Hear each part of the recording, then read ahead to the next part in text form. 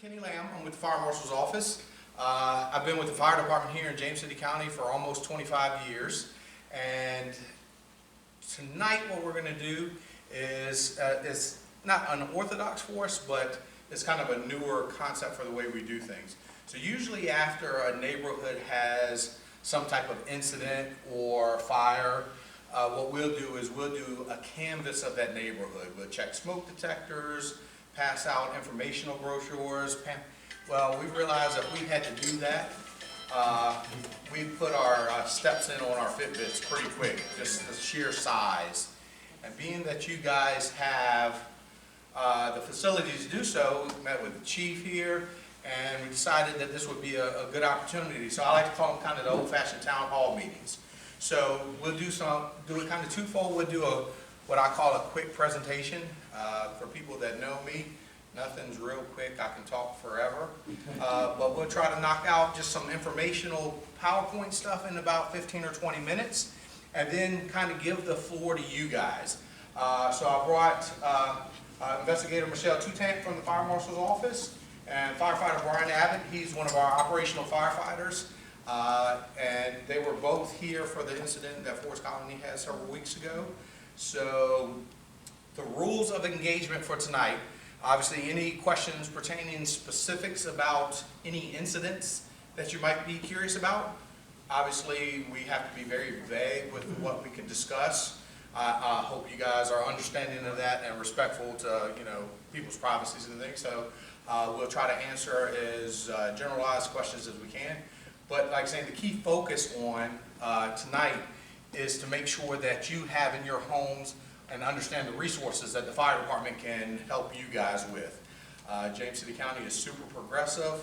We've got a lot of programs in place, and we want to know what we can do to better serve you guys as a community. So with that being said, these guys are going to just make sure I stay on task and I don't keep you here till midnight, because I'm sure we all want to get some food.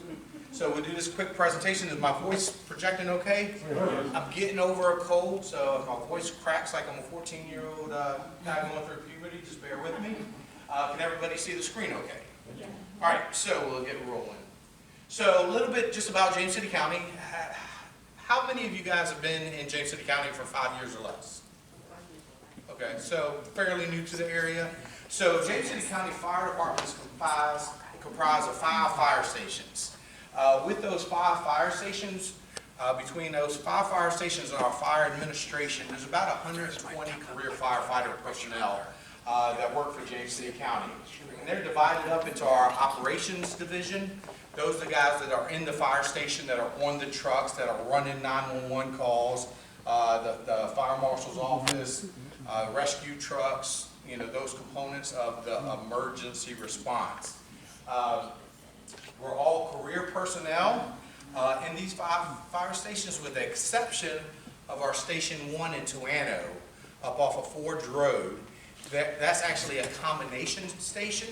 It's a volunteer station that we staff with career people 24/7. So there's always career people up there. It's not 1970 anymore, where the volunteers can go, hey boss, there's a big fire, I have to go. It just doesn't work like that in modern times. So we make sure that we have all the trucks staffed with career personnel 24/7, but it is a volunteer station, even though it counts as one of our 5 fire stations. So administration is off of John Tyler Highway, kind of in the middle of the town. That's where our fire chiefs are located. That's where the fire marshal's office is located. And then we also have our training division, where obviously just all the extra stuff that we have to keep up with, our EMS certifications, fire certifications, just any kind of specialty thing that requires continuing education. We have classroom facilities and a training staff that can help us keep up on that. So that stuff's all kind of housed at our we call it our administration building, our fire headquarters. It's the old police station for guys that remember that far back, before they built this big mega mansion that they got over here on Opportunity Way. So talking about fire safety, I think we have to kind of dig into statistics a little bit. I know nobody's here for math and science, but I think it plays a big part into what we're going to discuss, and how some of the things that we can do and some of the things that we want to talk about for safety kind of plays into these numbers. So according to the U.S. Fire Administration, so these aren't my numbers, and they're not for James City County. I didn't want to get specifically into James City County's numbers too much, other than to say across the fire department, so all calls, we ran last year just under 12,000 calls total.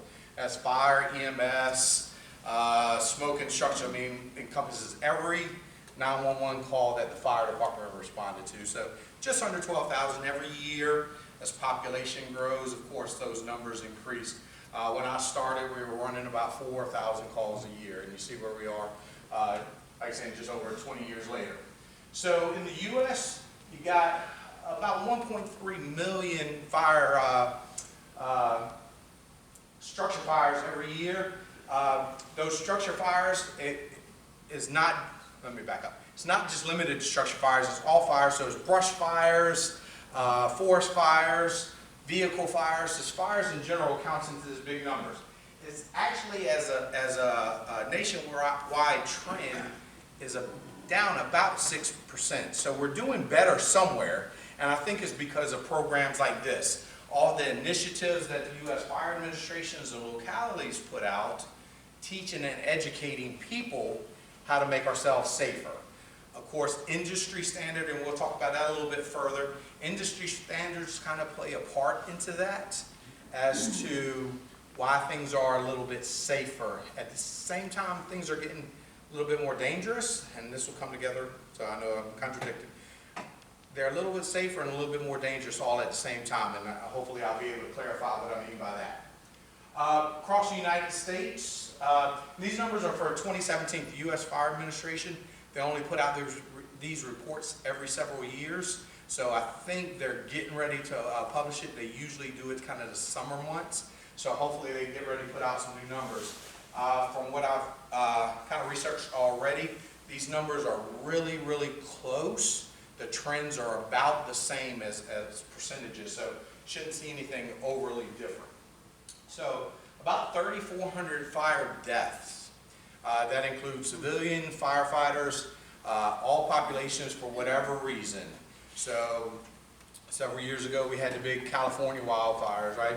We lost several wildland firefighters. So all of those type things count into these numbers.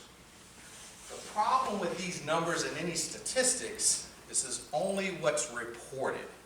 So here in James City County, we have an excellent reporting system that every month numbers get pushed out to the state, but it's incumbent upon the localities, of course, to report this stuff. And there's where the deficiencies kind of fall in. So, of course, with any numbers, statistic, they can be skewed a little high or low, depending on what's reported.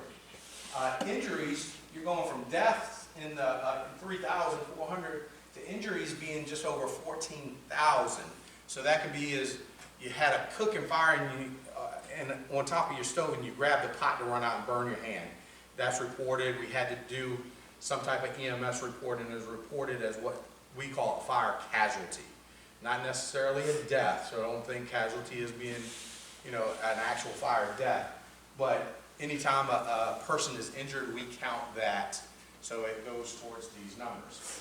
And then the big thing, which most people don't think about, we deal with it a lot for renters, and thinking about the homeowner's insurance and the renter's insurance, but think about how expensive a fire can be. If you have a vehicle fire, most of the time that vehicle's totaled pretty quickly. So think about how much a normal vehicle costs to replace nowadays. So think about what that insurance has to put out, buying a new vehicle and all. So we're talking about $23 billion fire loss in the United States. Okay, so that's pretty significant. What we want to do is be able to bring that down.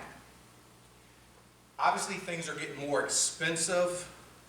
Anybody bought a sofa in the last few years? Holy smokes, you got to auction off a kid to get one.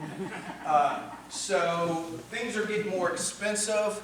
Claims are going up higher, so fires because of the contents of what's inside houses. And once again, I'm going to say industry standards again. You'll see that things like carpets, some upholstery, things like that, are actually oil-based. So they're gasoline moving into fabric that you're putting in your house. So they're making fires burn hotter and faster, so you're having more damage prior to fire department arrival than we ever have in history. So, and the dollar loss, of course, increases dramatically. So just real fast, everybody always wants to know, yes?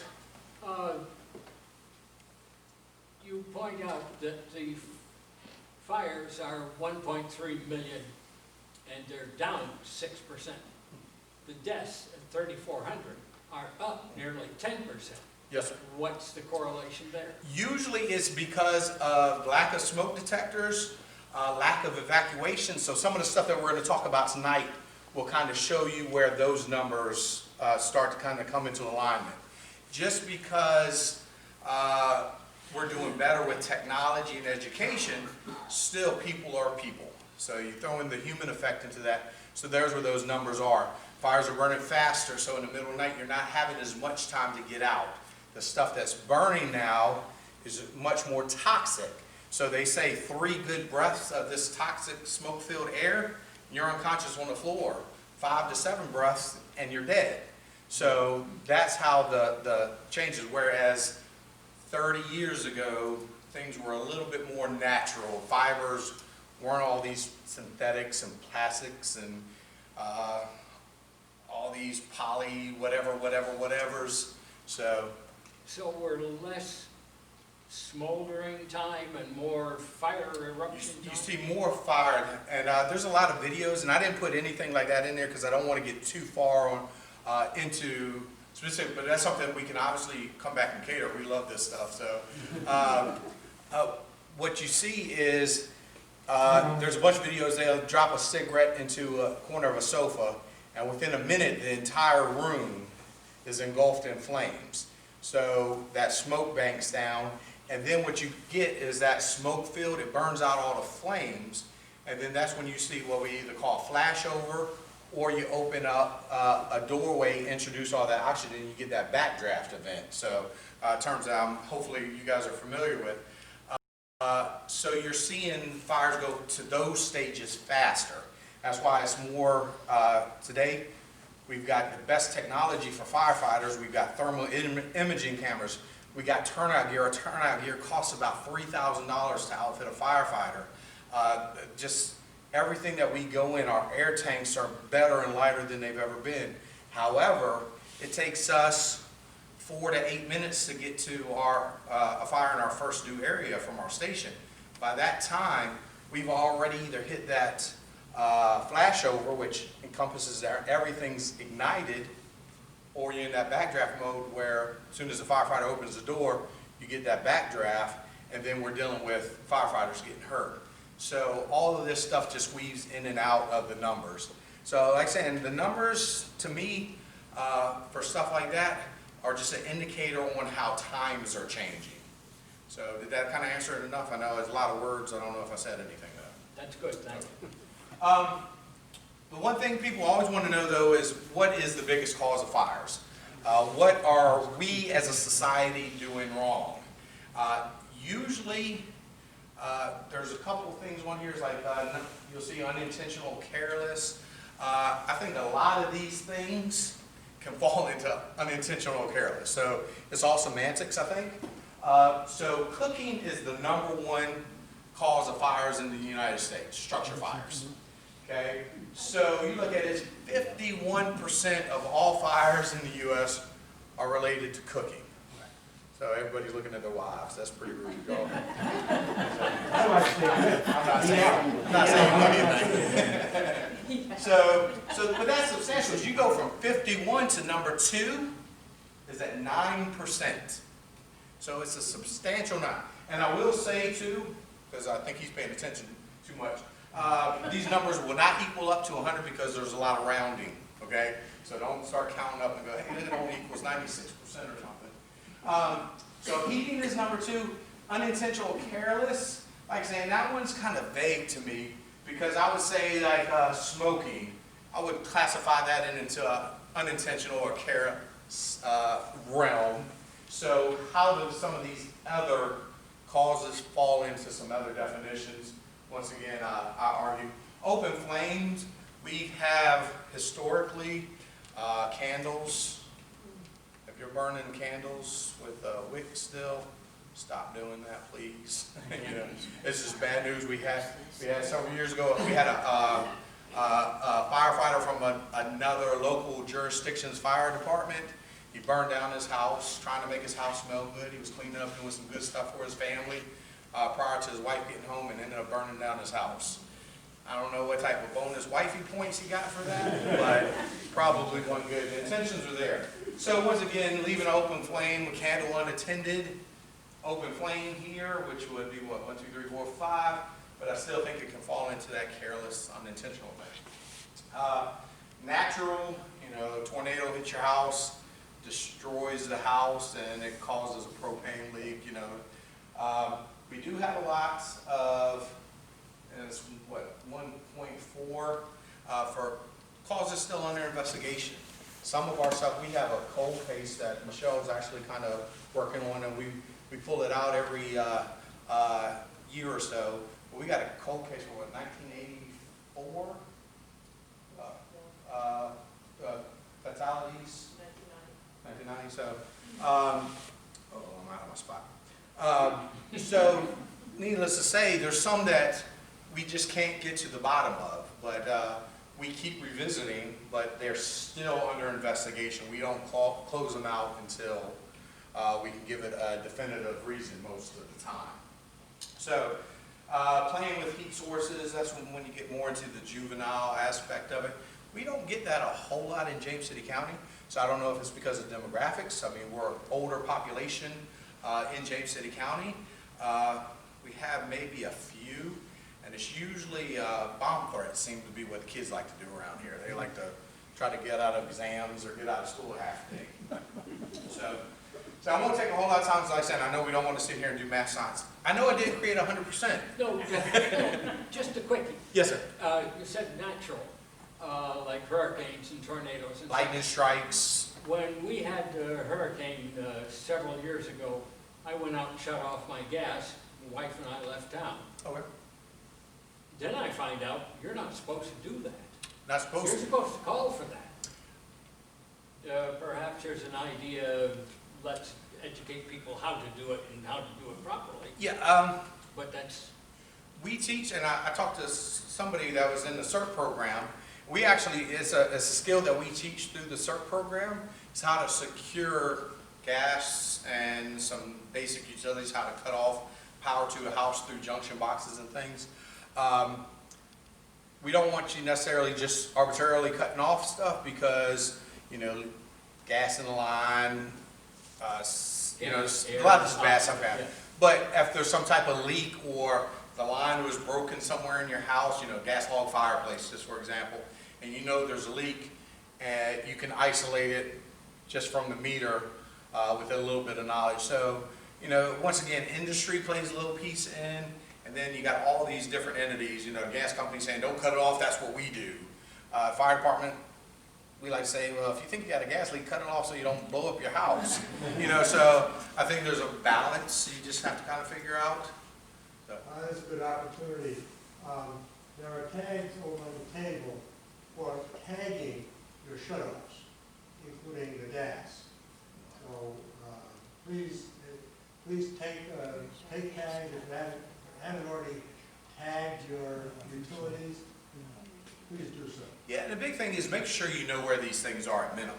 I live in James City County, and I lived in my house for about a year before I figured out where the main water shutoff was. It's actually in my crawl space under my house, which makes no sense to me, but you know, what do you get?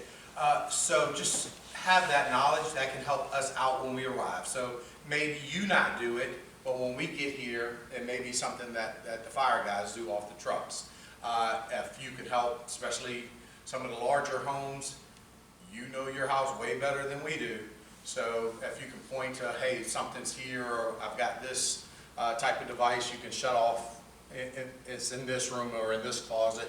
You know, if you guys know, it helps us from, you know, tramping through your house in dirty fire boots trying to figure stuff out.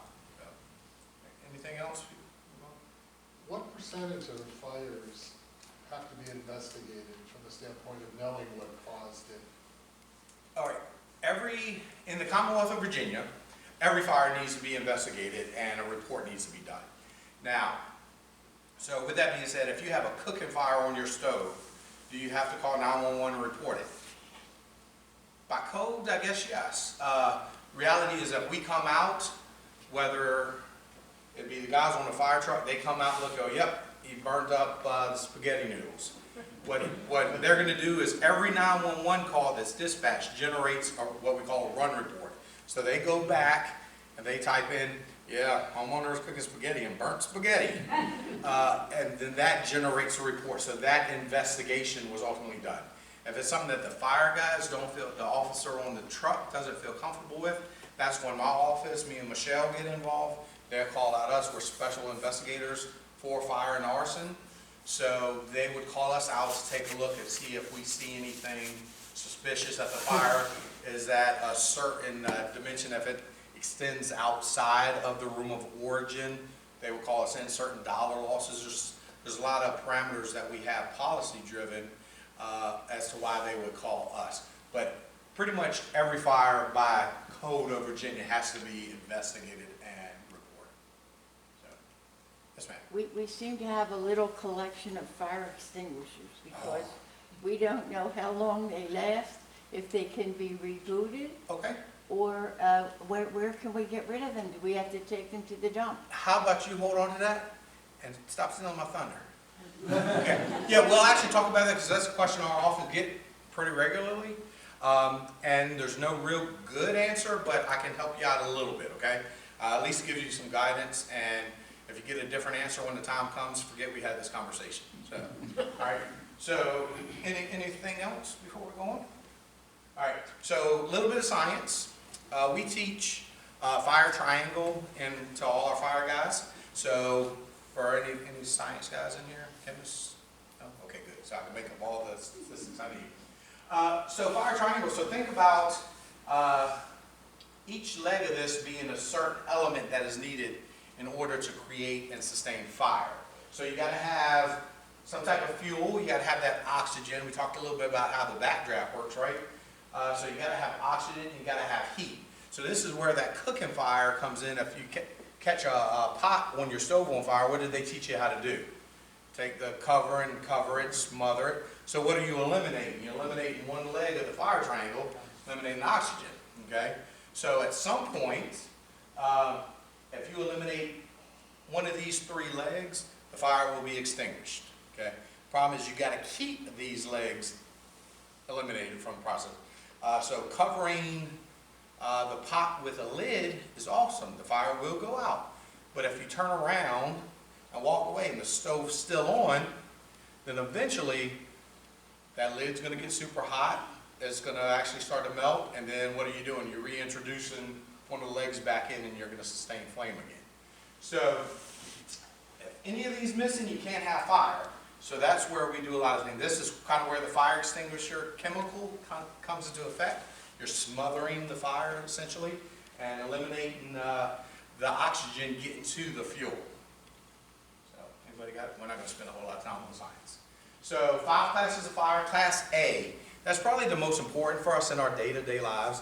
That's your normal wood, paper, just what we call ordinary combustibles. That's what our houses are made out of.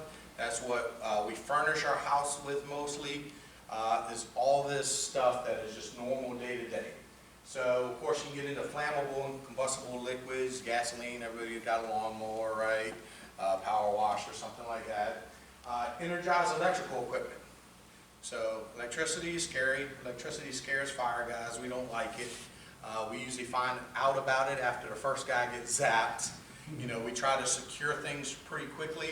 But believe it or not, contractors aren't always the up-and-up guys that they say they are. So there's always something that could potentially be wired different or not to code, especially if Harry Homeowners doing the work himself. And, you know, YouTube has taught a lot of people a lot of skills. Doesn't mean it's being done right. So, electricity, combustible metals, we don't see a ton of this that hinder our firefighting operations. When I started in the fire service in mid-90s, we still used to see a lot of vehicle engines that had magnesium in them. So remember 60s and 70s when the Volkswagen Beetles were out? That's a big thing. What happens when you put water on magnesium? It reacts and makes a spark. Firefighters usually kind of tinkle on themselves a little bit. It scares us to death. It makes a show. So, and Class K is kind of a newer, say within the last 15 years or so, they've actually separated from the flammable liquid, and they took cooking oils, which are these restaurants where they have these big vats full of grease and oils for their cooking operation, and they've actually separated them out in a new class, and they've got some special chemical agents that they use to help extinguish those fires specifically. Like I say, not something that we encounter too much, but you get more into your vegetables and your animal fat oils and things like that. So the big reason, one of the things that we can do as homeowners is smoke alarms. Every house in the country should be built with installed smoke detectors. Did anybody buy a house without smoke detectors in them? All right, so we're doing good so far. So smoke detectors are probably the best early warning device that's going to make the difference whether you get out of your home in case of a fire safely or not. They're designed to be extremely irritating. So if anybody's ever had a battery go dead or the detector itself goes bad, usually happens between 2 a.m. and 4 a.m. and it's an incessant chirping. You can't figure out what detector it is for about the first 15 minutes of wandering around half asleep. So they're designed to be difficult. So we get a lot of calls about that. The fire department will come out and assist you with certain things, i.e. if you have a bad detector, we can help pinpoint what detector it is. If for some reason you only have one detector in your house and that one's malfunctioning, we do it, we put a little temporary one, we sticky tape it to your wall of our choosing, so we're not here for aesthetics, so we stick it in the most reasonable place that we can to make sure you stay protected until you can get an electrician out to replace or order new ones or go to Home Depot or Lowe's, Ace Hardware. So smoke detectors are what's going to make the difference. They're designed to wake you up. The market is flooded with a whole bunch of different name brands. And I get people all the time ask, Kid versus, was it Life Alert? You know, you got all these different, and in my opinion, I haven't seen any that are any better or any worse. A lot of them just come with different features and different price points. They've got combination carbon monoxide, smoke, you know, so it just depends on what you're trying to accomplish. But once again, smoke detectors will wake you up at night. Everybody looked up there. Paranoid, I threw some new slides in this. I used this PowerPoint that was off. I threw new words on. I'm always kind of paranoid I'm going to misspell a bunch of stuff.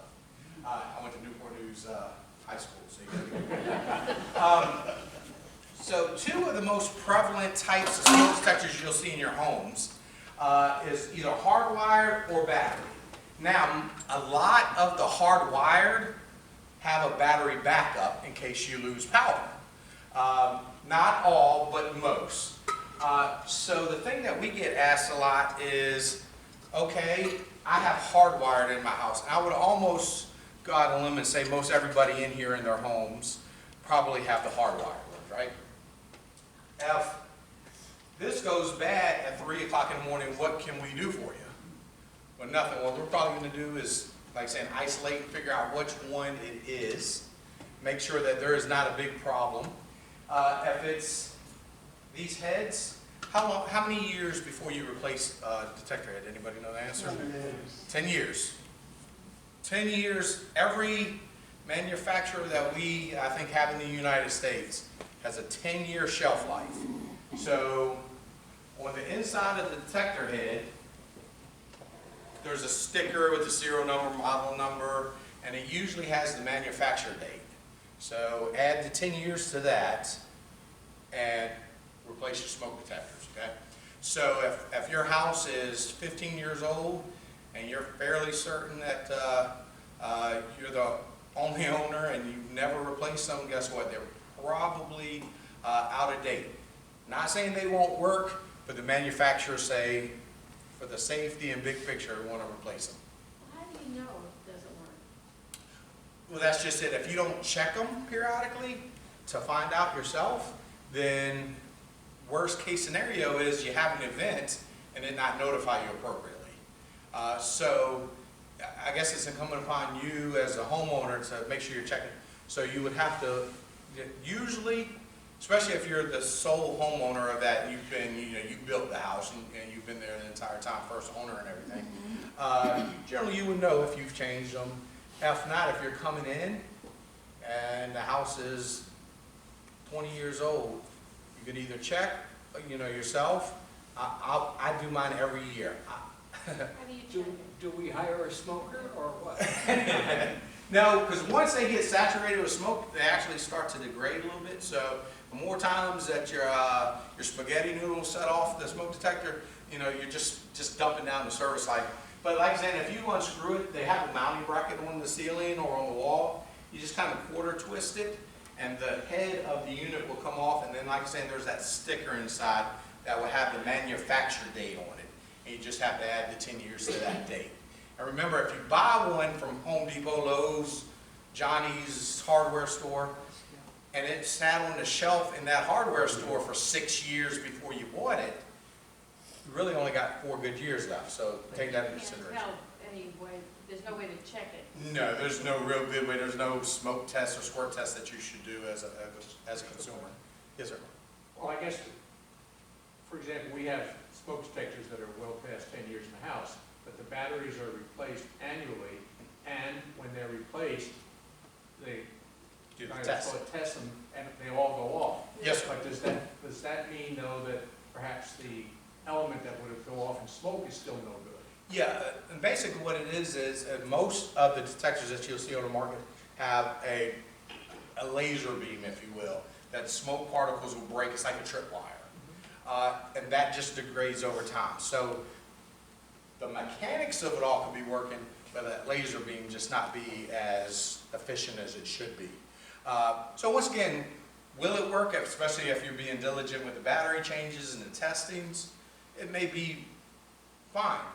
But once again, manufacturers recommend 10 years. So is it a ploy to get you to buy new smoke detectors every 10 years? Who knows, but that's what they say. So that's obviously what we're going to preach. Now, we've gone into some houses and we look at a smoke detector and it's obvious because it's this new shade of beige that only really old white plastic could turn. So we can kind of look at it and say, hey, that's probably time that. And just like anything, you can drive down Route 199 and point out a car from 1960.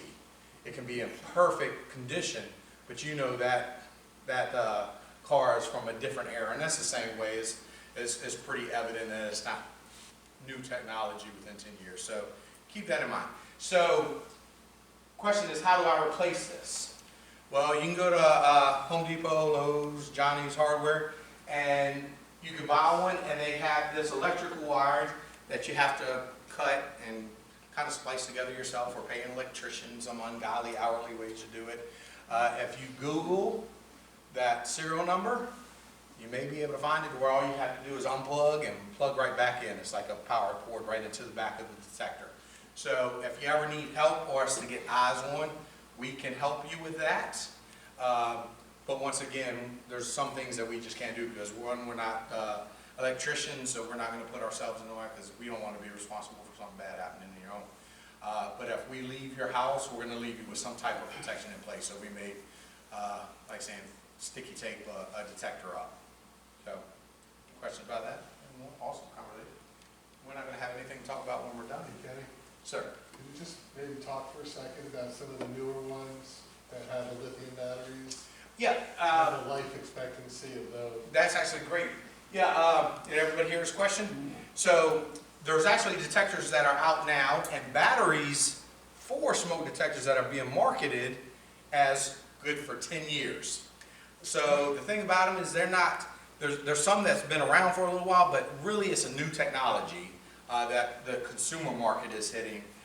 So we really don't have a lot of information on the reliability of it, but it stops you from what we've been preaching for years and years is every daylight savings, get up there and change your batteries. So twice a year, you should be changing your batteries. Well, if you got a 16-foot vaulted ceiling, how much fun is that to have, right? So that's where they put smoke detectors. So it helps eliminate that if you have those batteries. So some of the new detectors that you can buy already come with those. Once again, we just don't have a lot of information for the big picture of how well that they work. And so we're not preaching on them too much yet, other than to put the information out there that they are there and they seem to be good. I mean, all the big companies are doing them. This is my primary concern. I have hardwire. I'm trying to replace them with lithium ion. Okay. Do I have to maintain the hardwire, or can I go with just lithium ion? Yeah, you can do that as well. Obviously, it's depending on how they wired the system in your house.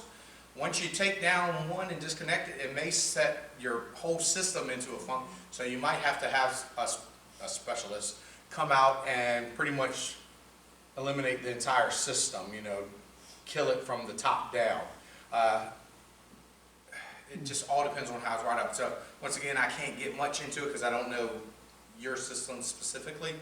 But a lot of them, if you take one head off, it actually sends them all into a trouble, if you will. So it allows those other smoke detectors to go, hey, something's wrong with that detector. It's either not there anymore because it malfunctioned. I mean, they're made by people, so they break. Grandkid hit it with a baseball. The one at the top of the 16-foot ceiling is missing. Okay. I pulled that out some years ago, and the rest of them are still working fine. So I can replace it with lithium ion and forget the Just hard. throw it up and leave it up there, yeah. Throw something else new. So once again, it's so broad and how some of these companies do them. I can't speak on them. I don't want to tell you this is what you have to do and then me be wrong. You know, my boss tends to frown upon that. Isn't that the benefit of the hard wire, is that when one goes off, they all go off? Correct. So that's what the hardwire does. So if you have that one closest to your kitchen and you're sleeping in your bedroom, which is 3,000 square foot apart, right? It alerts you. So one goes off, they all go off so that you know that there's a problem and can evacuate. And the batteries don't do that. The batteries, individual ones, no. So they're going to be isolated. So if you have 20 independent battery operated ones, one goes off and you're on the other side of the house in the bonus room, then obviously you're not going to be able to hear that as well. So, all right, that cover that? All right, so fire extinguishers, we're not going to spend a whole lot of time because we don't want to turn you guys into firefighters, but fire extinguishers we already had a question about. So ABC fire extinguishers, we talked about those 5 classes of fire. A, B, and C are probably the 3 most prevalent fires that you see. So what 40 years ago, there was an extinguisher for every one of those classes of fire. And they said, you know what, it's too hard because I grabbed this C extinguisher, but I'm having a class A fire. Sometimes they reacted really bad. So the chemists and all the really, really smart people got together and said, this chemical will put out these 3 most prevalent types of fires through the chemical reaction that it causes by smothering one of those elements. So A, B, and C, I like to say that they're police proof because they have pictures. So you go to just about any commercial building and you see a fire extinguisher. If you look on it, it'll have a picture and text that tells you exactly what type of fire that extinguisher is rated for. So, like I said, most of the ones that you see out in general population will be a combination ABC. So how do you use them? Has anybody ever had the fortune or misfortune to use one? Makes a mess. The chemical inside is not known to cause cancer anywhere but California. So I don't understand those Californians, they're pretty interesting to me from California. Sometimes I cross the line. So we use an acronym for just about everything, military, fire, police. We use the PASS acronym. It stands for pull the pin, aim the nozzle, squeeze the handle, and sweep the hose or nozzle across the base of the fire. So if flames are this high, you don't need to squirt it up here. You actually need to squirt the chemical down at the bottom. It comes out as this funky, powdery talcum-y consistency. It's nasty, it tastes bad. It's not supposed to hurt you. I guess we'll find out in about 30 years when we got a small growth on our shoulders. But this, if you, in the deepest, darkest, I don't remember how to use it. If you can just remember past, it kind of gives you some guidance, okay?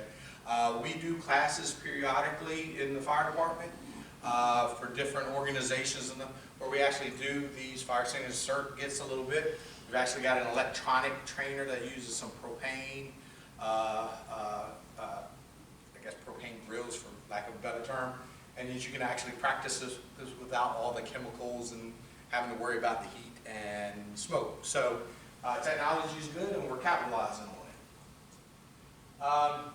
The fire prevention code, I talked about industry at the beginning. I know we're smoking time there, aren't we? Smoke and heat detectors are pretty much required in some form in most houses, and then just about all commercial buildings require some type of smoke or heat detector. Automatic fire sprinkler systems.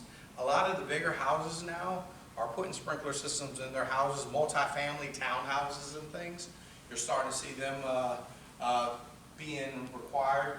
For the residential side, because it's an added cost, you know, the lobbyists on the construction world, they don't want to lose profit and all that kind of stuff, so it's just an expensive thing. And obviously, you didn't want to add extra $20,000 to the price of your house to add a sprinkler system over your kitchen. So, you know, there's a lot of back and forth on how we accomplish it. But one of the things that I was talking about at the beginning where I said industry kind of comes into play, everything in our houses now are that petroleum-based, synthetics and all. Well, the industry as a whole are starting to deal with more flame retardant requirements. So they want materials to be resistant to fire. Nothing's fireproof. Our firefighter turnout gear is not fireproof. We can't go stand in flame and be okay. Okay, it's not going to happen. It just gives us a little bit of time. So if you buy a camping tent, children's clothing, just about everything has some sort of specification that requires some degree of fire retardancy built into it to help minimize, you know, people getting burned and actually sustaining flame. Unblocked exits. So we see this a lot in commercial and residential. Okay, think about all the exits to the exterior of your home that you may have. But think about somebody that's living in a mobile home. It's usually 2 exits, right? And that exit down the back hallway is just completely covered with storage items, you know, boxes, you know, there's no storage, you know, in a 600 square foot mobile home. So they block one of the exits. But that just makes it harder for us as firefighters, and it also eliminates one of the paths of egress for you as a homeowner. So think about keeping those spaces clear, because that's one thing that we do, like Mr. Abbott can speak to you. Rescue guys, they're tasked with getting off that rescue truck and finding ingress and egress to your houses for both you and the firefighters. So if we see a perfectly good looking door, we're going to assume it's a perfectly good looking door. We break that open, you've got every box from taxes from 1963 stacked up. It just makes it harder for us. And obviously, if we're crawling around, excuse me, if we're crawling around in zero visibility, then what you'll see is we think there should be a door or a window here, and you've got it blocked up. So no open flames. That's just something that we're preaching. You know, you see these heaters and candle warmers. So if you have to do a candle, well, at least do a warmer. And the good housekeeping. Everybody watches the shows, or at least aware of this. Everybody's seen Hoarders. I think my wife has a touch of it, but don't tell her. So the thing is kind of what I was talking about with block exit. It just makes it harder for fire guys to get in to get to you, and it makes it harder for you guys to get out. So of course it adds substantially to the fire load of what's going on in your house.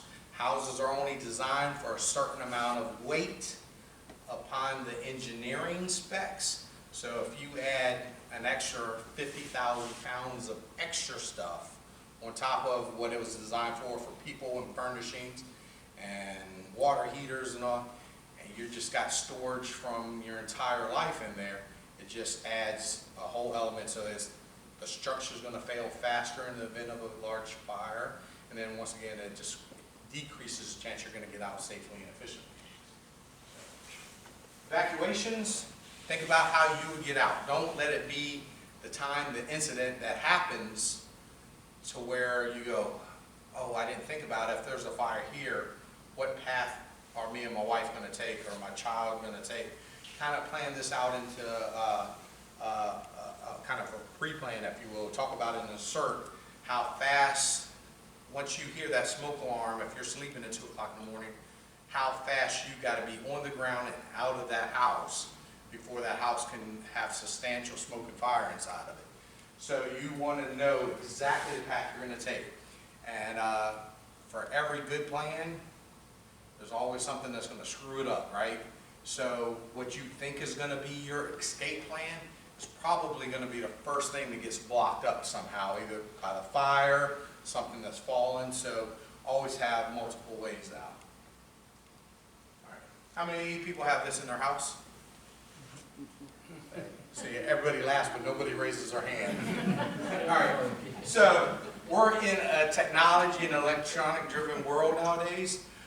If you're buying devices to give yourself more electrical plugs, you're doing bad. Your house is designed for a certain amount.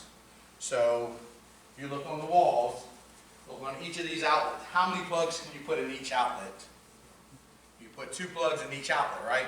She's covering her head back there. So all right, so they're designed for 2 outlets. You start adding and basically gaining extra extension and adapters to allow you more.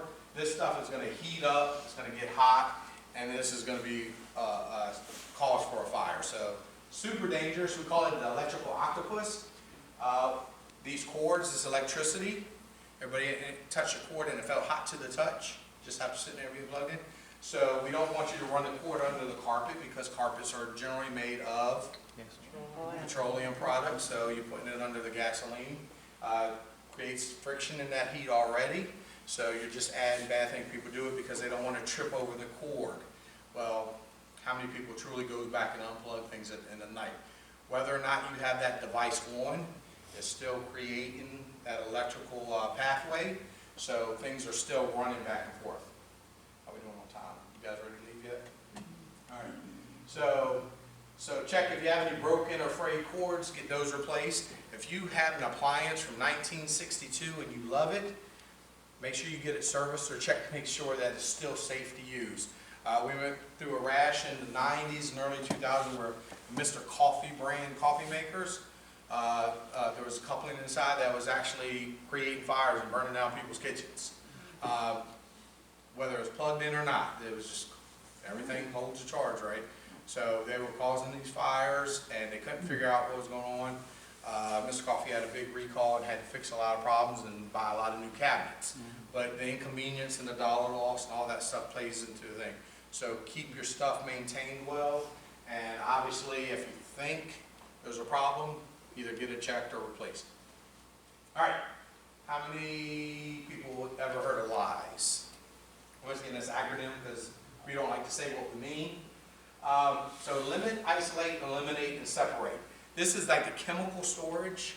So part of me and Michelle's job in the fire marshal's office, we do all bomb threats, burn threats, any bombing and explosions. And we go to a lot of schools learning. We're not bomb techs, so we're not building the bombs, but they teach us just enough to where we could be really bad bomb makers. So a lot of the things in education-wise, you can take all these basic things and mix them together and make really bad stuff with, okay? A lot of the stuff will make a boom, but there are things called chemical bombs that are out there. Just anything that mixes together that creates a chemical reaction that's negative. If you inhale it, it's bad. If you get it on your skin.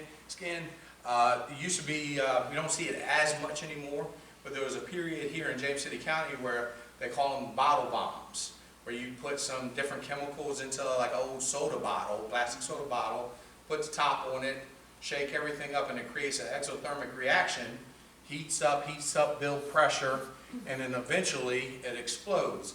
Basically, all that stuff mixes and creates a caustic acid, basically. And the kids being, what kids do, they would do it, and there was a rash where they would actually put it on people's porches and ring the doorbell, and you would come out, open it up, and what would you get? You get a face full of bad stuff. So, think about a hurricane. Think about a bad oyster. A tree comes down through your house. Can it already, if your kitchen sink looks like this, or underneath your bathroom sink, or your utility pantry, whatever the case, if you've got all of this stuff, kind of stuff that shouldn't be mixed, if you have it all pretty much touching in those cabinets, that storm, that event could possibly cause that mixture to happen inadvertently. So think about that. So limit the amount of stuff you had. You don't need 20 gallons of bleach. I know we got some guys in the fire service, they use bleach for everything. You can't take a shower for 2 days in the fire station after some of them waiting. But you don't need all of that. You want to isolate what you can, eliminate it. If it's old, you know, the local areas of Tri-County and the city does these chemical collections. However, they don't take a lot of stuff over here, and people will call and say, hey, I stopped by and tried to drop this off. So that's just something that you're going to have to approach. I haven't forgot about your question, by the way, with the extinguishers. And then, of course, keep stuff separated. If it shouldn't match, you should never store bleach and ammonia side by side in plastic containers. You mix that stuff, you'll die before you know it. Unfortunately, people get hurt all the time by mixing stuff that they shouldn't mix. It puts us in a bad way because a lot of times you have 2 or 3 patients before you realize what's going on. This guy's trying to be the savior and go help his buddy. He gets a whiff of something and he goes in a pile. By the time the fire department gets there, we see a stack of people. So it just compounds and compounds. So eliminate all this stuff. All right. I know we talked a lot of stuff. Any questions? Yeah, you talked about fire extinguishers. Yes, sir. Does the county have a requirement that you have a fire extinguisher? No, they don't, not for residential settings. Now, there are for commercial settings, depending on the age of the building and which fire code was present when that building was built. However, for residential, there's not. So if you buy a fire extinguisher from so-and-so, and you just put it under your kitchen sink and let it sit there for 10 years, basically what that extinguisher is just a big metal vessel. It has about 1/4 to 1/2 filled with that chemical, which is a real fine talcum pancakey material, and then compressed air. If you let it sit for too long, just like that box of pancake mix, it just kind of settles and becomes one big hard clump. The police officers deal with this all the time, because every vehicle in James City County has a fire extinguisher inside of it. So if you see a James City County vehicle, there should be a fire extinguisher attached to that somewhere, in the trunk, on the back bed of the truck, you know, wherever. What the police do, because me and Michelle pick one cops a lot, because we're kind of half and half, so we get away with it. When he's not around, we pick on the fire guys all the time. We don't want him going back and telling anybody, so I'm gonna leave the fire guys alone. But every police officer wants to be a firefighter deep down, okay? So what happens is the police officers drive around in their car all day, and they'll hear a fire called dispatch, say a vehicle fire. And they'll pull up to this vehicle fire first, because they're already out moving around. They're not sitting in the fire station or doing something. So you think about the response time for a police officer versus fire. Sometimes the police are a little bit quicker to the scene. They'll jump out, they'll run to their trunk and grab that fire extinguisher they haven't touched in 11 months. And they'll run up, they'll squeeze the trigger, and this big burst of air will come out, but no chemical. Because like I said, it's become this big clump of stuff at the bottom. So for any commercial building that is required to have a fire extinguisher, those extinguishers have to be inspected every year by a third-party company. So you can't just walk up and go, yes, it's still good, the needle's still in the green. None of that counts. It has to be inspected by a third party. So do we come into your house and do that? Absolutely not. So once again, it's incumbent upon you. If you bought one, what we recommend is every other month, every few months, take it off and kind of agitate it, flip it upside down, make sure it's good. If you think you've had it for a little bit too long, and you haven't done that, you can either, and we don't know the cost or what's cost beneficial, but you can either call one of these companies to come and inspect, or you can just chuck it and get rid of it and get a new one. So, how do you get rid of them? And that's the question we get a lot. There's not been any good question, or good answers rather. However, our convenience center on Jolly Pond, they're getting a little bit better with accepting them. They don't like to do it, especially if they're still charged. Discharge, they're fine. So if you used it, you're just throwing away a big chunk of metal, that's easy. But if it's still charged with compressed air and this dry chemical, they're a little bit more hesitant, but they're starting to do it a little bit more. Depending on who your trash company is, sometimes they say if you discharge it, like take a trash bag and stick it in there and discharge it. I don't know how you do that without making a bloody mess. But if you discharge it, you can throw the bag of powder away and then the vessel away. So there's not really good. So what I say, I think what we field in the fire marshal's office a lot, is go ahead and take it to the convenience center on Jolly Pond, and you're probably like a 51-49 split on whether they'll take it or not without giving you a hassle. So we should take one at a time? I figure get the answer all at once, but come back every day. There's a new guy every day. So give it a shot. Yeah, there's, like I'm saying, it just all depends. I just can't see myself going out in the front yard with a big old hefty bag and trying to keep it from blowing back in my face.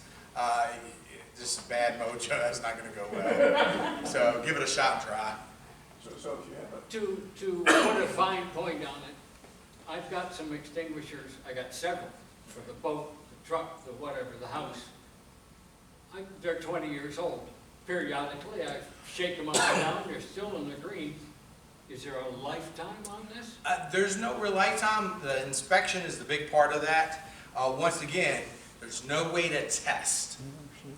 So you could say, yeah, you've been real diligent with that agitation, but say it's on the boat and you're driving sitting there for, 8 months out of the year, and then you're driving up and down to different marinas, you're bouncing along the nice Chickahominy River, is that enough? Once again, does age play a factor? Who knows? Excuse me.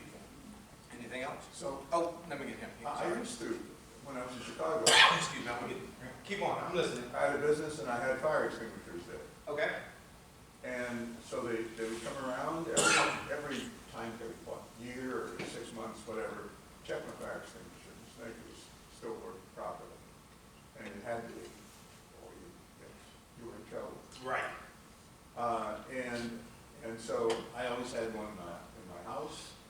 I have one now from then, and I've run all over trying to find somebody who can recharge that fire extinguisher. And nobody will do it. Okay, fair enough. We can't give any specific recommendations of companies that we would like you to use. We're not in that business. However, there's a couple in the area. One's ACI. They're out of Gloucester. BFPE. I believe they come out from, is it BFPE? There's always, the acronyms always get me. They're out of Richmond. But you can Google fire extinguisher service, and there are companies now, and they're becoming more prevalent. Well, I drove all over this area. Yeah, there's Camco places that used. sell them and everything, Yeah. but nobody would recharge. Yeah, Camco used to be in the business years ago, and they got out of that business and sold. And then companies come and go, but there's multiple between Virginia Beach and Richmond. There are several that services this local areas. What I would recommend, if you're really curious, is go to Target, go to some big commercial building, and just look at that tag, and it's the company's name's on that tag. In reality, though, here, now, they just want you to throw it away and buy another. Once again, what's more cost efficient? So commercial structures, they just have to have it inspected every year. If you as a homeowner, I was at a store. yeah. But they would buy every year. Yeah, I don't know. To me, as a business owner, I wouldn't want to throw it away and spend what depends on what they're charging you for the inspections. I mean, they could definitely drive that. Yes, sir. Would you speak at carbon monoxide detectors you were talking about? Yeah, so carbon monoxide, if you have any type of gas appliance in your house, either range, fireplace, you know, just about anything gas related, what you would want is that carbon monoxide detector. They're very similar in appearance, and we've got one on display over here to what the smoke detector looks like. And what you'll see is they will actually alarm at such a high, or such, let me do this where it makes sense, such a low value that it shouldn't be dangerous to you when it alarms. So people freak out, oh my goodness, my alarm's going off. Well, it's designed to go off at such low levels that it gives you plenty of time. So if your alarm's going off, hopefully it caught it early and you can ventilate, get the fire department to come out and investigate. We've got some super high power meters that can pick up a lot of stuff. Is it necessary to have one on 2 floors if you have one? Yeah, obviously, we like them pretty close to, one on each level at least, and somewhere near the devices, and one near the sleeping areas. So, Up high or down low? all right, so that's the question too. Monoxide down low. Carbon monoxide is really, really, really close to neutral. All right, real close. So they have plug-in ones, but here's his kicker. I like answering questions without answering questions. Do what the manufacturers say. If you buy one, read the instructions and they'll give you specific. I've seen some that say, hey, put it at least 6 foot high on the wall. Some will say, obviously, if it comes as an electrical plug-in version, then obviously most electrical plug-ins are down low. But it's heavier than air, isn't It is slightly, however, Lower, you, once again, it is really close to being, so it's one of those, it's that gas that just drives us crazy. So, for that. So, yes, ma'am. What can you tell us about the fire in Forge Collins?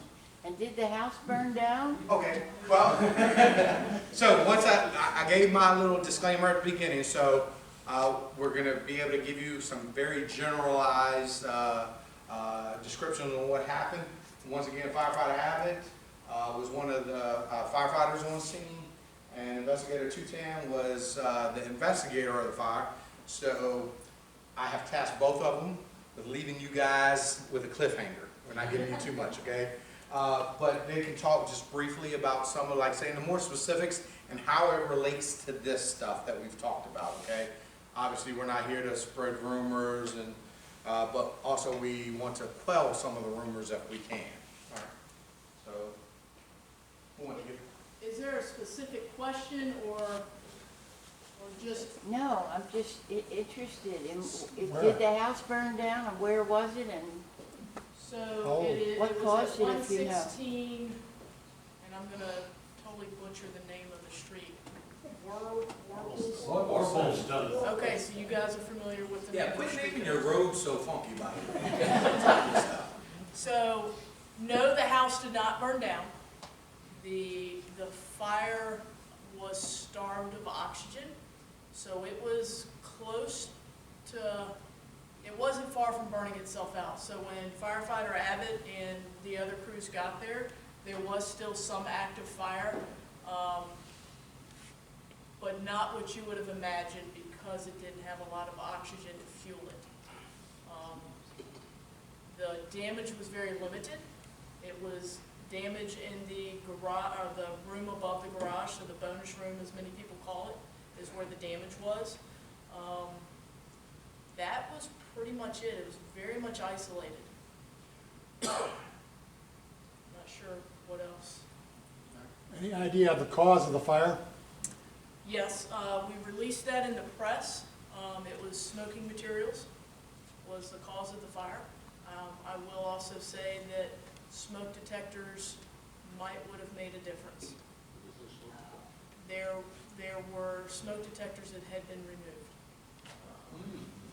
So, and typically when we see that, it is because batteries started to go and it started to make the annoying sound, which is what it's designed to do. And rather than take it down, put batteries in, put it back up, a lot of times people just take it down, forget about it. they'll get to it later, they never get to it. Yeah. And was there a death? Yes, ma'am, there was. Any other questions? I wanted to touch on yours real quick when you were talking about your fire extinguisher, from back when you lived in Chicago. Yeah, the fire department usually come around. So there's another aspect to fire extinguishers that we don't typically talk about. They're required every 10 to 15 years to be what's called hydrostatically tested, which is a very costly procedure, and that's required by DOT regulations, and it's basically to check the integrity of the vessel itself. So the vessel that the chemical and the compressed air is in, it's designed. So when you're talking about an age of your fire extinguisher, you're not going to find any place that's going to refill that unless it gets hydrostatically tested to make sure that the vessel that it's contained in is still, the integrity of that is still in good condition. So that's probably part of the reason why. Because, most of the time, we have no problem with different companies recharging extinguishers. Any other questions, either relating to the fire or anything else? Was that, anything to add to your response to? So- We gotta have some juicy stuff too, right? Michelle shared that the fire had started, of course, with the type of materials that are in houses now, as far as carpet, furniture, things like that. The stuff that had burned made a very black smoke. So it was zero visibility. When I say zero visibility, I'm talking you could barely see your hand in front of your face with a headlamp on. So very hard to search, very hard to locate anything, figure out where you are. So, of course, that has a lot of effect on how we operate. Anything else? That's it. Thank you very All much. right, thank you. Thanks, guys. So, once again, and let me do this where I did with the little clicker mover thing. Obviously, you give Miss Crystal, I'm gonna put you out there. She has all my contact info. But here's my office phone number and email.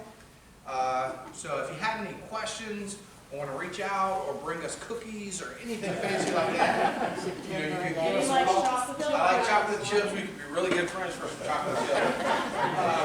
But if you do have any specific questions, and a lot of people are always hesitant, or we throw all this information at you, and on your drive home you go, I should have asked. Feel free to reach out.